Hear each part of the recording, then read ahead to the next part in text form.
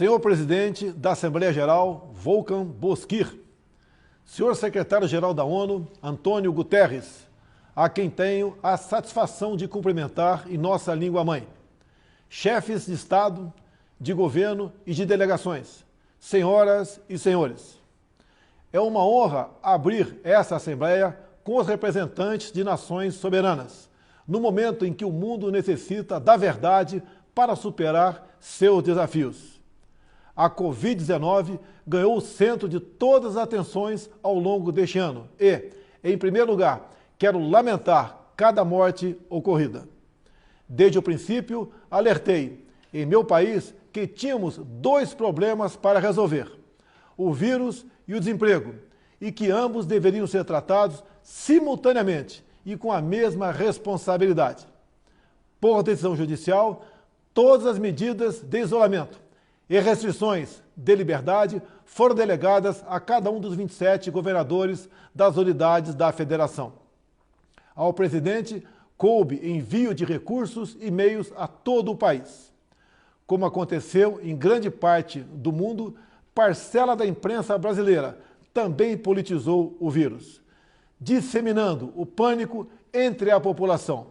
Sob o lema "Fique em casa" e "A economia a gente vê depois", quase trouxeram o caos social ao país. Nosso governo, de forma arrojada, implementou várias medidas econômicas que evitaram o mal maior. Concedeu auxílio emergencial em parcelas que somam aproximadamente $1.000 para 65 milhões de pessoas, o maior programa de assistência aos mais pobres no Brasil e talvez um dos maiores do mundo. Destinou mais de $100 bilhões para ações de saúde, socorro a pequenas e microempresas, assim como compensou a perda de arrecadação dos estados e municípios. Assistiu a mais de 200 mil famílias indígenas com produtos alimentícios e prevenção à Covid. Estimulou, ouvindo profissionais de saúde, o tratamento precoce da doença. Destinou $400 milhões para pesquisa, desenvolvimento e produção da vacina de Oxford no Brasil. Não faltaram, nos hospitais, os meios para atender aos pacientes de Covid. A pandemia deixa a grande lição de que não podemos depender apenas de umas poucas nações para a produção de insumos e meios essenciais para a nossa sobrevivência. Somente o insumo de produção de hidroxicloroquina sofreu um reajuste de 500% no início da pandemia. Nesta linha, o Brasil está aberto para o desenvolvimento de tecnologia de ponta e inovação, a exemplo da indústria 4.0, da inteligência artificial, nanotecnologia e da tecnologia 5G, com quaisquer parceiros que respeitem nossa soberania, prezem pela liberdade e pela proteção de dados. No Brasil, apesar da crise mundial, a produção rural não parou. O homem do campo trabalhou como nunca, produziu, como sempre, alimentos para mais de 1 bilhão de pessoas. O Brasil contribuiu para que o mundo continuasse alimentado. Nossos caminhoneiros, marítimos, portuários e aeroviários mantiveram ativo todo o fluxo logístico para distribuição interna e exportação. Nosso agronegócio continua pujante e, acima de tudo, possuindo e respeitando a melhor legislação ambiental do planeta. Mesmo assim, somos vítimas de uma das mais brutais campanhas de desinformação sobre a Amazônia e o Pantanal. A Amazônia brasileira é sabidamente riquíssima. Isso explica o apoio de instituições internacionais a essa campanha escorada em interesses escusos que se unem a associações brasileiras, aproveitadoras e patrióticas, com o objetivo de prejudicar o governo e o próprio Brasil. Somos líderes em conservação de florestas tropicais. Temos a matriz energética mais limpa e diversificada do mundo. Mesmo sendo uma das 10 maiores economias do mundo, somos responsáveis por apenas 3% da emissão de carbono. Garantimos a segurança alimentar a 1/6 da população mundial. mesmo preservando 66% de nossa vegetação nativa e usando apenas 27% do nosso território para a pecuária e agricultura, números que nenhum outro país possui. O Brasil desponta como o maior produtor mundial de alimentos e, por isso, há tanto interesse em propagar desinformações sobre o nosso meio ambiente. Estamos abertos para o mundo naquilo que melhor temos para oferecer, nossos produtos do campo.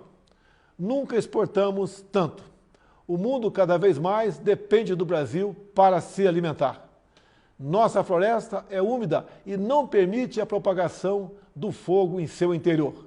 Os incêndios acontecem praticamente nos mesmos lugares, no entorno leste da floresta, onde o caboclo e o índio queimam seus roçados em busca de sua sobrevivência em áreas já desmatadas.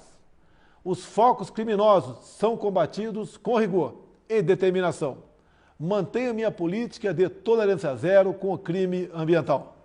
Juntamente com o Congresso Nacional, buscamos a regularização fundiária, visando identificar os autores desses crimes.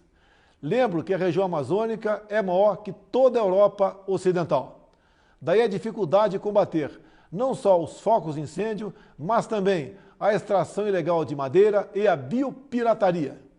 Por isso, estamos ampliando e aperfeiçoando o emprego de tecnologias e aprimorando as operações interagências, contando, inclusive, com a participação das Forças Armadas.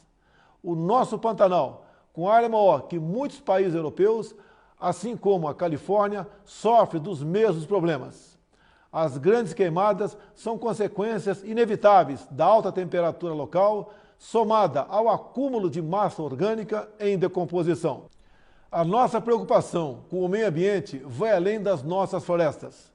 Nosso Programa Nacional de Combate ao Lixo no Mar, um dos primeiros a serem lançados no mundo, cria uma estratégia para os nossos 8.500 quilômetros de costa.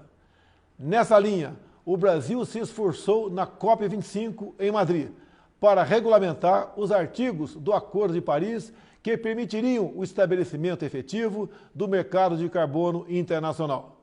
Infelizmente, fomos vencidos pelo protecionismo. Em 2019, o Brasil foi vítima de um criminoso derramamento de óleo venezuelano, vendido sem controle, acarretando severos danos ao meio ambiente e sérios prejuízos nas atividades de pesca e turismo. O Brasil considera importante respeitar a liberdade de navegação estabelecida na Convenção das Nações Unidas sobre o Direito do Mar. Entretanto, as regras de proteção ambiental devem ser respeitadas e os crimes devem ser apurados com agilidade, para que agressões como a ocorrida contra o Brasil não venham a atingir outros países. Não é só na preservação ambiental que o país se destaca. No campo humanitário e dos direitos humanos, o Brasil vem sendo referência internacional pelo compromisso e pela dedicação no apoio prestado aos refugiados venezuelanos, que chegam ao Brasil a partir da fronteira no estado de Roraima. A Operação Acolhida, encabeçada pelo Ministério da Defesa, recebeu quase 400 mil venezuelanos deslocados devido à grave crise política e econômica gerada pela ditadura bolivariana. Com a participação de mais de 4 mil militares, a Força-Tarefa Logística Humanitária busca acolher, abrigar e interiorizar as famílias que chegam à fronteira. Como um membro fundador da ONU, o Brasil está comprometido com os princípios basilares da Carta das Nações Unidas: paz e segurança internacional, cooperação entre as nações, respeito aos direitos humanos e às liberdades fundamentais de todos. Nesse momento em que a organização completa 75 anos, temos a oportunidade de renovar nosso compromisso e fidelidade a esses ideais. A paz não pode estar dissociada da segurança. A cooperação entre os povos não pode estar dissociada da liberdade.